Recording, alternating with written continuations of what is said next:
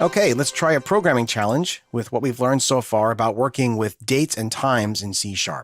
So for this challenge, we're going to build a program that calculates how many days it's been since a particular date went by, or if the date hasn't gone by yet, how many days until that date arrives. So let's take a look at the finished program so you can see what the results should look like, and then you're going to build your own challenge. So in my finished folder, for numbers and dates, I am going to run my finished challenge here. So I'm going to open up this in the terminal, and I'll run my code.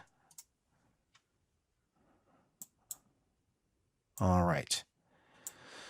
So when the program starts, I'm prompted to enter a date or the word exit to exit the program. So let's start with something simple. I'll enter New Year's Day of 2015, which of course is January 1st.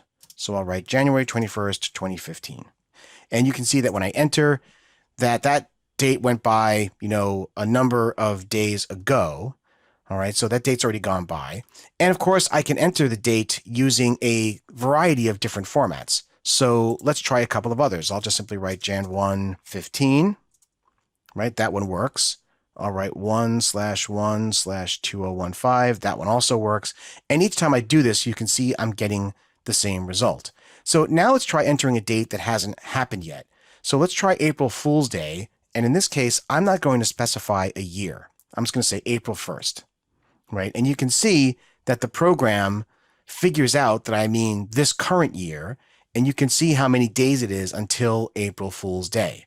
I can also enter today's date, and the program will tell me that the date is today. So let's see. Today is, I think it's February, 26, I think. So I'm going to enter that, and you can see that the program says, oh, hey, that date is today. And then let's see what happens when I type in a date that doesn't make any sense. I'll type in Jan 1, and then with an apostrophe, and then the number 15.